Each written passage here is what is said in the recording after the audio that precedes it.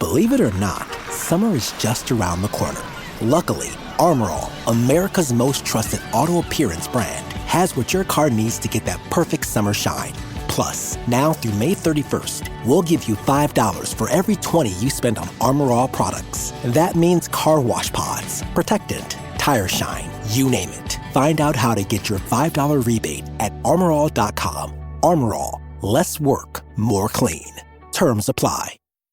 How would you like a 15% discount to my daily email, the stack of stuff, the show notes, discounts to the conference, all of that? All you need to do is text the word show to 33777. You'll get the annual subscription with a 15% discount to my daily email. You'll get the stack of stuff, the links to the show notes, discounts to the conference, and so much more.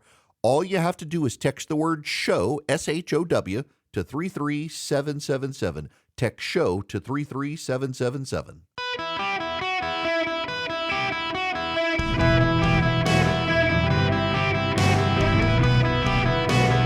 Welcome to the Eric Erickson Show podcast, Hour 3. Well, we have a series of breaking news stories that are happening right now as we begin the third hour of the program. Welcome. The phone number 877-973-7425. Wow. You know what? I might as well just play the audio on this one for you. I wanted to take this opportunity to say thank you personally for all the wonderful messages of support and for your understanding whilst I've been recovering from surgery. It has been an incredibly tough couple of months for our entire family, but I've had a fantastic medical team who've taken great care of me, for which I'm so grateful. In January, I underwent major abdominal surgery in London, and at the time, it was thought that my condition was non-cancerous. The surgery was successful. However, tests after the operation found cancer had been present. My medical team therefore advised that I should undergo a course of preventative chemotherapy, and I'm now in the early stages of that treatment. This, of course, came as a huge shock, and William and I have been doing everything we can to process and manage this privately for the sake of our young family. As you can imagine, this has taken time. It has taken me time to recover from major surgery in order to start my treatment. But most importantly, it has taken us time to explain everything to George, Charlotte, and Louis in a way that's appropriate for them and to reassure them that I'm going to be okay. As I've said to them, I am well and getting stronger every day by focusing on the things that will help me heal in my mind, body, and spirits. Having William by my side is a great source of comfort and reassurance too, as is the love, support, and kindness that has been shown by so many of you. It means so much to us both. We hope that you'll understand that as a family, we now need some time, space, and privacy while I complete my treatment. My work has always brought me a deep sense of joy, and I look forward to being back when I'm able. But for now, I must focus on making a full recovery. At this time, I'm also thinking of all those whose lives have been affected by cancer. For everyone facing this disease, in whatever form, please do not lose faith or hope. You are not alone. That is Catherine, the Princess of Wales, announcing she has abdominal surgery they thought was non-cancerous. It turns out she has cancer and is undergoing chemotherapy as a result of that treatment. That's happening right now. There's also other news closer to home. Mike Gallagher is the congressman from Wisconsin. He is the chairman of the House Select Investigative Committee on the Chinese Communist Party. He's announcing he's quitting Congress early after Marjorie Taylor Greene launched her bid to oust the speaker. He decided he was tired of the clown show and wasn't going to be a part of it anymore. He will be leaving. That will leave the House of Representatives with a one-seat Republican majority. It will be rebounded. There are some special elections. They should get back to a 2 or 3 seat majority. Ken Buck leaving. There will be an election there for his seat as well. That'll get him, but it's a narrow majority, and Marjorie Taylor Greene's stunt this morning has left a lot of Republicans in Washington, D.C. decide they're not serious about their majority, and they're going to be done. It is directly related, his departure, directly related to Marjorie Taylor Greene's stunt this morning to oust the Speaker of the House. And this could hand the House of Representatives to the Democrats because of what she's done. With Gallagher's departure to one-seat majority, you lose one person. If Johnson, for example, were to decide, you know what, I'm done too. We can't accomplish anything with these clowns. I'm done. That gives Hakeem Jeffries the speakership, thanks to Marjorie Taylor Greene. Wow. Republican from Georgia, Marjorie Taylor Greene, handing the House of Representatives to the Democrats. Well done. Well done indeed. The phone number here, it is an open line Friday, 877-973-7425. Bits breaking news, the Princess of Wales announcing she's been diagnosed with cancer, undergoing chemotherapy. In Washington, D.C., Marjorie Taylor Greene making a motion to vacate the chair to oust the Speaker of the House, Mike Johnson. And in response, Representative Mike Gallagher of Wisconsin saying, I'm done with this clown show. Wow. So, moving fast and on the phones, waiting patiently about none of these topics. Ron, listen, from Wagner, Oklahoma, I want to go to you next. Welcome to the show. Thank you. I've been listening to all the others and learning, okay? Sure. But, as a Vietnam combat veteran, I've been dealing with the Veterans Administration since 2017, and it's highly frustrating. And then you find out, or I find out, that according to an ICE report since 2022, VA resources have been diverted to take care of illegal aliens to the tune of about $62.3 million. There was 180,000 of these people treated using VA resources.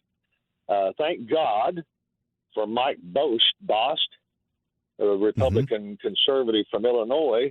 He has authored a bill, H.R. 6744, no VA resources for illegal aliens. It shouldn't have had to have come to that, Eric.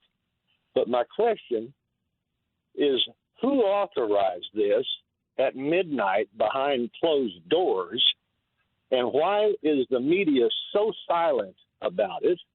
And the several representatives that I've called here in Oklahoma, none of them were aware of it, except for apparently, Josh Breacham. He's on board with it, and another lady representative named Bice. Okay, but this is a slap in the face to every veteran who has ever served, and I want to use your platform, if nothing else, to get the families of veterans and the veterans themselves fired up, because this is atrocious. I mean, I really can't find the words for it. So, so Ron, I'm glad you called on this issue, and y'all don't shoot me for giving the nuanced, broader picture here, because we'll dive into it. But what Ron's talking about, real story, generating a lot of outrage from members of Congress. Now, why it's not considered a news story? Let's get to that first. So, in 2002, back during the Bush administration, in 2002. After we altered the department, we created a Department of Homeland Security. We moved ICE, Customs Immigration, the Coast Guard and stuff into Homeland Security. The VA, the Department of Veterans Affairs, began processing payments and claims for those organizations. So since 2002, under the restructuring, the creation of the Department of Homeland Security, the VA doesn't just process the claims of veterans. The VA also processes claims generated through the Department of Homeland Security and a couple of other entities. As a result, they're processing claims related to the government carrying the cost of health care for illegal aliens, because ICE, Immigration and Customs Enforcement, is under the Department of Homeland Security. So what the VA is saying is we're not doing anything new here. We've been doing this since 2002. And so the VA and the Biden administration, say Republicans, Mike Bost and others, are willfully misrepresenting this. So it is a fact the VA has been processing claims for the Department of Homeland Security and others since the restructuring in 2002 after the 9/11 attacks and the creation of the Department of Homeland Security. That is a fact. Here's the problem, though. I'm going to read you this from ABC 15 News, their national desk. The U.S. Department of Veterans Affairs, despite having a backlog of hundreds of thousands of cases, is appropriating resources to provide medical care for illegal immigrants, according to a July report. This report is by the U.S. Department of Homeland Security. It details the operations of ICE detention healthcare facilities. The facility works with the VA to contract with the Department of Veterans Affairs Financial Services Center to process medical claims reimbursements for the migrants.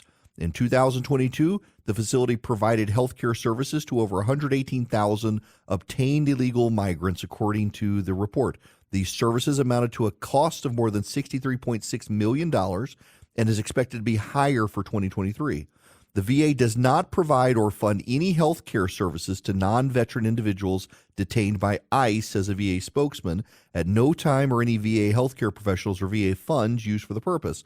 ICE provides and pays for all health care services for individuals detained in its custody. So how do you reconcile these stories? It is true the VA is not treating illegal immigrants at VA facilities. It is true that ICE uses the VA to process claims for treatments. What's going on here? Well, it's the VA has been doing this since 2002, processing these healthcare claims, but there's a problem. There are so many illegal immigrants in this country right now. The whole border is so overwhelmed right now. There are so many healthcare claims that are flooding through the VA. The VA is now struggling to process claims for veterans because they're processing claims for illegals. They have assigned a handful of VA employees who would otherwise process claims for veterans to process claims for illegals. Now, again, they've been doing this since 2002. I want to be as fair and intellectually honest about this as I can. They've been doing this since 2002, where they've processed claims for the Department of Homeland Security and others. They have contracts. They're allowed to do it. But the problem is now there are so many illegal aliens who are getting health care in the country that the Department of Veterans Affairs has had to pull staff off processing claims for veterans in order to process claims for illegals, and that's slowed down the process of veterans care in this country. I still don't understand why we don't get rid of the Department of Veterans Affairs and just let our veterans go to any doctor they want on planet Earth. Whichever doctor they think they can get the best care from, let them go, and the government pay the bill. Certainly, there would have to be strains and reasons and procedures in place to make sure there's fraud.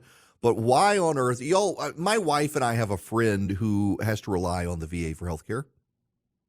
And it is obscene. He got COVID, bad COVID, real bad COVID.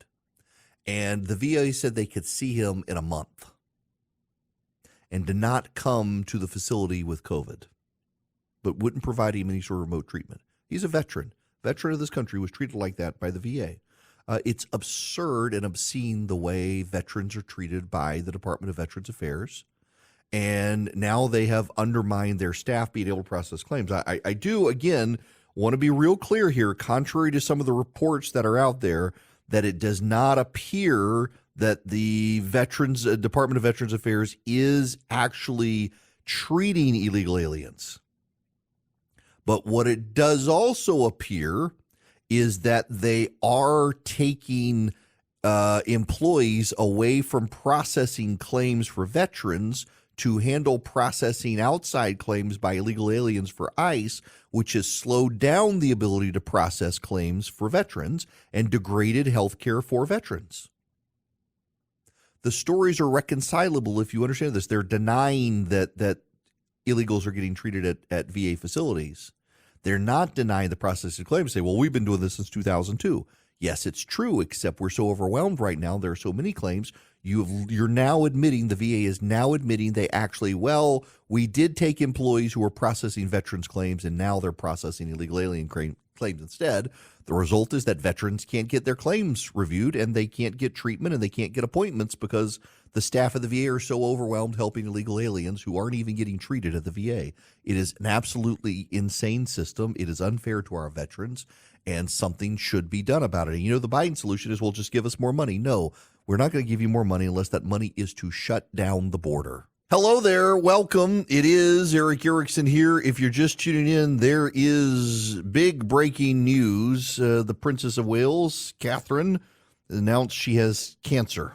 Found during abdominal surgery, undergoing chemotherapy. We don't know anything about prognosis or anything else. Now, okay, I've been watching for weeks the obsession over her, and was it a body double at a market, and just the wildness of it. Chris Murphy, Democratic senator, was supposed to go on CNN at 2 o'clock Eastern time to talk about the anniversary of the passage of Obamacare. And he was venting online just before 2 o'clock. A report came out that the national media would be covering the Princess of Wales. And he was like, it's true, I was supposed to be on about Obamacare, but this is apparently a more important story. Well, he didn't know that it was going to be she's got cancer. Just in fairness to him, it was a little bit of a temper tantrum, though. But I got to tell you, the reason you hear so much about the royal family is because the royal family is a dominant news story in this country and the UK. I mean, here's a sense of it. This is from Scripps News Live. Time to recover from major surgery in order to start my treatment. This is News Nation right now. Been very painful, has been very hurtful to them, and now it's time for them to tell their side of the story. This is CNN. Well, you can't hear them talking on CNN all of a sudden. They froze, but they're talking about it on. And Yep, there it is. I do hope that the press don't go, the British press don't go after him, because it's triggering and it affects everybody. And when you've got two family members, here's Fox News right now. Sort of precursors to the cancer she's now suffering with, or is that here's MSNBC? We don't know that. With the king, we've been told that there's a possibility. Here's CBS News right now. Oh, they're just going into commercial break all of a sudden. That was breaking news live on CBS News. Here's ABC News live right now. And William and I have been doing everything we can to process. I mean, literally every news network in America right now, with the exception of OAN having on Vivek Ramaswamy right now, every other news network in America is talking about this story. CNBC and Fox Business and Bloomberg and OAN are the exceptions. Newsmax, MSNBC, CNN, Fox News, News Nation, Scripps News, ABC, CBS, NBC, local broadcast interrupting their local broadcast coverage. All of it about this. My goodness, big story. Vision Computer wants to be a big story in your life, helping your computer stay online and your employees focus on the tasks at hand. Listen, your employees probably aren't computer experts. They're experts in why you hired them. They're skilled in what you hired them. And they're not, you want their skills there, not with keeping their computers up and running all the time. That's where Vision Computers comes in, because Vision Computers can help your employees be focused on the tasks at hand and let Vision handle the computers. For $179 a year, not a month, a year, Vision Computers can be your in-house IT solution, where if your employees have a problem, they call a number, and faster than Google search, they get the answer on what to do. They can handle remote access to computers. They can handle email support, printer support, you name it. And they can do it for $179 a year. They can also build you computers so you get what you want instead of the one-size-fits-all big box store computer. VisionComputers.com or 404-COMPUTE. Call Vision Computers, 404-COMPUTE, anywhere nationwide, any of you, nationwide, home or office, 404-COMPUTE. Tell Vision Computer I sent you, get an even better deal, 404-COMPUTE or VisionComputers.com. Greetings, welcome. It's Eric Erickson here. I hope you guys are ready for the weekend. The phone number, 877-973-7425. Getting this question a lot. I'm going to take it from Corey here. You get to ask it on the show. Welcome. How are you? I'm doing good, Eric. How's it going? Good. I wanted to ask, as conservatives, what prevents us from almost rooting to lose the House right now? If the Democrats had a very slim majority in the House, they'd have control of all three branches, and they'd either go just crazy enough to convince regular moderate voters to vote Republican in November, or they wouldn't go radical and they'd alienate the radical side of the left. So I was curious what your thoughts are on that. So I think that what you're saying is probably what some friends of mine are thinking right now. Just give it to them. They'll destroy themselves. Except they haven't done a reconciliation package this year yet. Remember, they passed their climate change that they call the Inflation Reduction Act legislation that gave us all the expansion of the cars and everything. They passed that under reconciliation. It was filibuster proof in the Senate. They only needed 50 votes to do it, and they did it. The danger of giving the Democrats the House right now is there's been no reconciliation package this year. They get one, maybe two a year, one for sure this year. They haven't done. So you give them a very slim majority, a one-seat majority in the House. They can ram through a reconciliation package with a one-seat majority in the Senate, and they can lock in gains that Republicans won't be able to undo, because if the Republicans pick up everything next year, they're not going to have a filibuster-proof Senate. And if you pass something under reconciliation, it's very hard to undo that with another reconciliation package. Typically, it takes a majority that can get past the filibuster. So, yeah, I mean, I had this thought, Corey, myself, of, well, just give it to the Democrats. They're going to go nuts. The voters will see them exposed. And then they'll, wait a second, they haven't passed anything by reconciliation yet this year. If they do that, they can lock in progressive policy gains. I mean, look at the car stuff. I've been wanting to talk about the car ban, and we haven't really been able to get to the car ban. The Biden administration has decided to ban the internal combustion engine vehicle by 2035, and they're saying it's not a ban. But if a 15-week abortion ban is an abortion ban, their regulations on internal combustion engine cars is a ban. Because what they're doing is they intend to impose so many regulatory hurdles on car manufacturers that it will be impossible to make an internal combustion engine car and comply with the regulations. What they're saying is, we don't care how the auto manufacturers comply with the emission standards. They just got to figure out a way to do it. And if they can do it and still have an internal combustion engine car, we don't care. Except it's impossible with the standards, and all the automakers are saying that. And this is a real problem because of the upending of not just jobs, blue-collar jobs, but also the driving up costs for everyone. Because just think about this. Just think about it. Tractors use a lot of diesel, but there are equipment that uses gas, not diesel.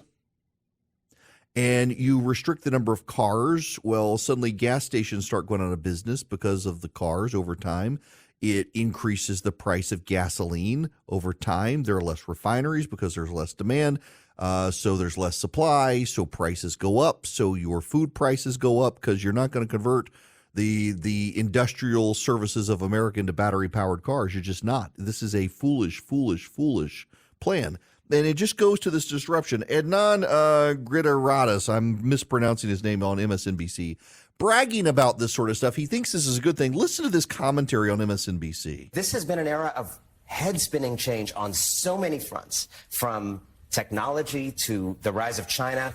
One day you manufacture furniture in North Carolina, the other day no one manufactures furniture in North Carolina. We're changing the meaning of being a man. We're changing the racial makeup of the country very fast. And these are, in many cases, good things, some cases bad things.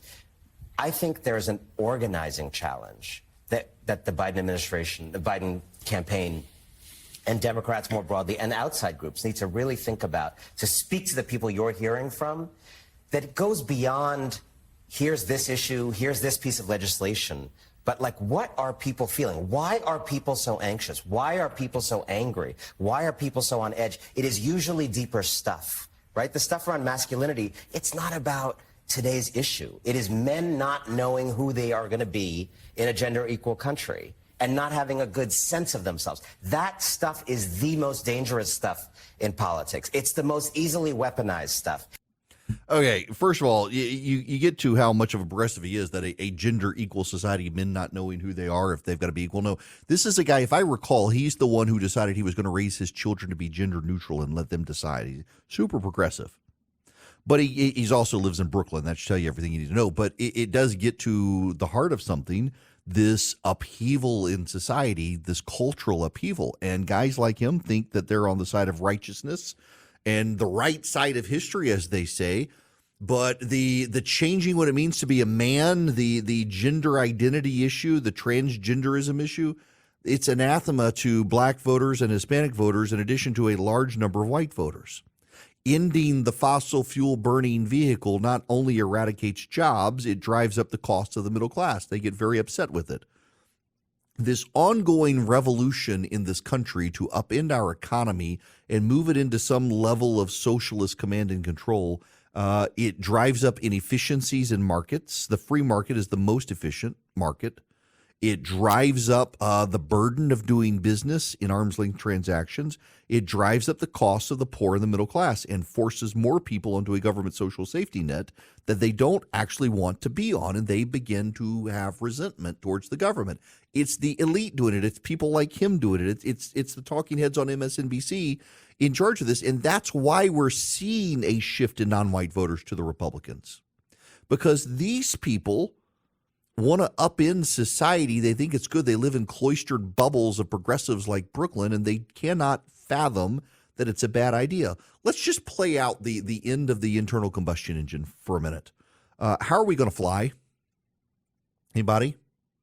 You know how heavy the batteries would have to be to compensate for the loss of internal combustion engines in airplanes? That's not going to happen. It can't happen. But now you reduce the supply of fossil fuels. You reduce their refinement. You reduce their production. That's going to drive up the cost for the airlines for fuel. You're going to price people out of being able to travel. What about the diesel for the tractors and the combines and the plow and the machines to plow and the lawnmowers of America? What are you going to do? You're not going to convert them all to battery powers because they're going to run out, particularly in the cold or in the very heat of the summer. They're not going to be able to plow as efficiently or stay as long in the field without having to charge. So you're going to have to buy more, or you're going to have downtime charging. That's going to drive up the cost of food production. It's going to drive up the cost of harvest. That's going to drive up the cost of groceries. It's irrational to think that we can get rid of fossil fuels. And it is irrational to think that the American public, through government regulation, should be forced into buying vehicles they do not want. Let's go back to my conversation with Adam Morgan. He's being attacked in South Carolina. He's a state representative from Greenville, South Carolina, running for Congress. He voted against building a massive electric vehicle production facility in South Carolina. He's being attacked by lobbyists. But his constituents didn't want it in South Carolina. They didn't want to give the big government handouts to attract it. They didn't want the disruption that it would bring, and they didn't want the cultural upheaval that it would also bring, bringing in a bunch of progressive wokes building electric vehicles in South Carolina. And by the way, it's using government dollars in South Carolina to subsidize an industry that only exists because of government subsidy that the American people do not want. The only reason people are going gangbusters in giving big tax incentives to build EVs is because the Biden administration handouts, which are all going to go away if Donald Trump gets elected president. And so much of it is to check boxes for progressives who believe the world is going to hell in a handbasket. There's a story in Axios. The headline says, "Screens are poisoning kids' minds." A shocking number of American kids are sad, suicidal, and stuck on small screens, sucking away their zest for life. This is the indisputable and alarming trend among American children based on the latest polling and deep research by an NYU professor in a book out next week. The pandemic is often cited as a driver of the teen mental health crisis, but it was brewing before that. A growing body of research links the acceleration of the crisis to one of this century's biggest events, the arrival of the smartphone. Smartphones and social media fundamentally change the way teens spend their day outside of school. You take a generation of young people, they're spending a lot more time in the rooms alone, not sleeping, hanging out, and not hanging out with friends in person. It's a pretty bad formula for mental health, says Gene Twingy, a psychologist and author of the book Generations. Not wrong. The data bears this out, by the way. But also what's happening is you have this rise on social media and even among progressive parents that the world is doomed. The world is going to burn. Climate change is here and we're all going to die. And it is not a coincidence. It is not a coincidence when you survey mental health of kids, the kids with the worst mental health are progressive kids from progressive families. They don't go to church and they believe we're all going to die because of climate change. And it is these fear scenarios and these panic scenarios that is driving so much of American public policy right now. It's not a coincidence at all that this is happening. It is really, really bad stuff for the United States. It's really, really bad stuff for these kids. And yet this is the road we're headed down. It is easily foreseeable that when you're piling on dread with kids and doomsaying climate and putting them in isolating conditions and letting them have access to TikTok where the Chinese regurgitate the algorithm to make them panic and hate the West, you're going to see the rise of depression, despondency, and despair. Again, here is the data. This is the God's honest truth data. This is not my data. This is the data from the sociologists and the researchers out there. The kids who have the best mental health are conservative kids from two-parent households who go to church. Let me say it again. The kids who have the best mental health in this country are the kids who are conservative from conservative two-parent households, and they go to church. You want your kid to not be suicidal. You want your kid to have good self-esteem. You want your kid to have a good work ethic. You want your kid to be productive. You want your kid to not be a worrywart who's in despair and isolated. Be conservative, stay married, and send your kid to church where they get a worldview that there's a God who is sovereign and in charge, and he's got this, so you don't have to worry about it. It's the left and their social religion, and they themselves are destroying their own kids and destroying the world in the process. And it's sad to see. All I can do is give you the data. And the Biden administration shaping up oil policies and gas policies and car policies in this country, all to placate a bunch of people who are convinced the world is going to end. You know, the world's not going to end, but there are some banks in this country, regional banks in particular, that just might because of the bad deals they've gotten themselves into. Swiss America has been sounding the alarm about a secret war on cash and an assault on our freedoms. They want to educate you on how to protect your hard-earned assets right now. Call them, get their report, The Secret War on Cash. It is free. All you do is mention me, Eric Erickson, when you call or text 800-289-2646. The All-Out War on Cash includes digital forms of currency. It is spreading.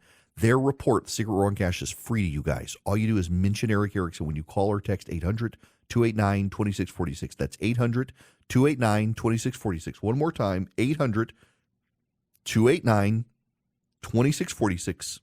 You mention my name, Eric Erickson. You can text 800-289-2646. Just text my name to it or call them at 800-289-2646, and you'll get the Secret War on Cash report. It's completely free, thanks to Swiss America. Message and data rates may apply. I got to start working on some recipes again, don't I? It's been a while. Y'all, at the end of the show today, I want to go back to something I mentioned very briefly yesterday, and that is FAFSA, the free application for federal student aid.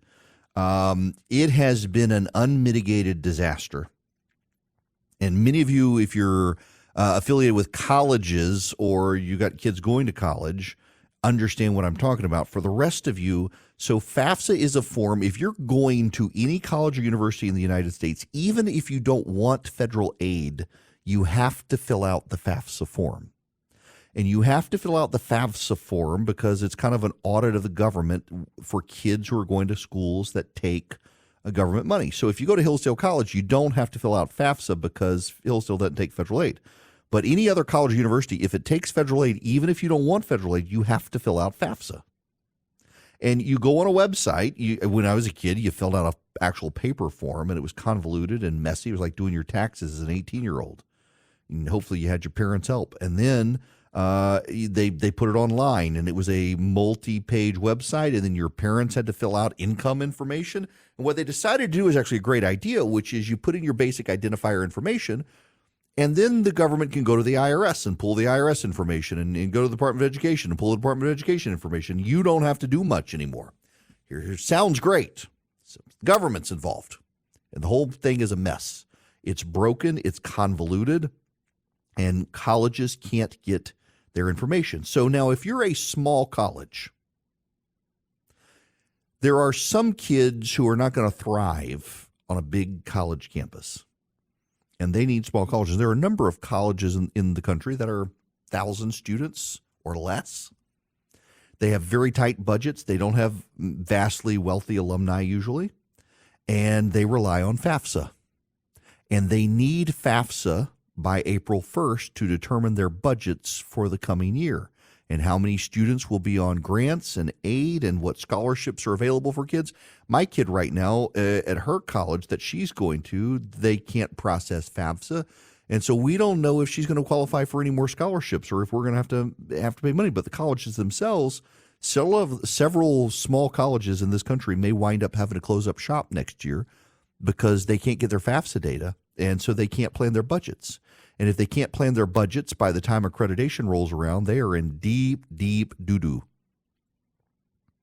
The government has broken the system. They had the intention of making it work well.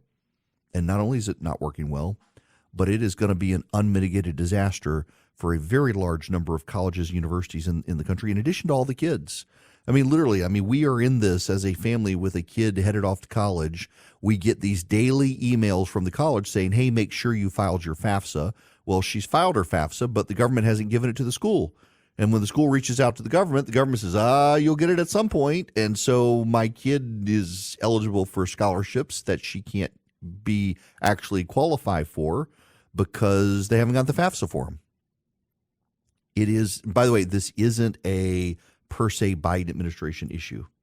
They began the rollover during the Trump administration, and it's just the government bureaucracy screws it up. The government bureaucracy can't do these things well, and it's infuriating as a parent. And a buddy of mine who is on the board of a small college says they're going to be fine this year, but they're hearing about other small colleges in the country that may go out of business if they can't get FAFSA soon.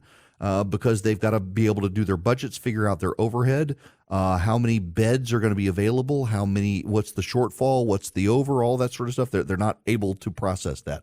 And they also can't get the money from the government for the grants for the tuition. So they're going to wind up having kids on campus who are taking classes who should be eligible for grants, but they haven't gotten confirmation. So they're going to be getting an education that's not going to be paid for because the government's not transmitting money because they can't get FAFSA right. It is insanity. It's awful, and it is just another lesson on how the private sector does so much better than the federal government at most things. We need a government to do basic functions. You build roads. I don't even know if they should provide public education, but they do. Raise an army, defend the country, I guess deliver the mail. It's in the Constitution. But they're not securing the border. They're not delivering the mail great. We need to get back to the basics in this country. There are so many things we know work well. A free market works best. It provides the most efficiencies. It directs capital the way they need to. Things like that. It's absolutely bizarre that we're in the situation that we're in. All right, y'all, out of time. Have a great day. Have a great weekend, by the way. I'd like to go play golf, but it's pouring down rain outside. I hope it's sunny where you guys are. Have a fantastic weekend. I'll talk to you all Monday.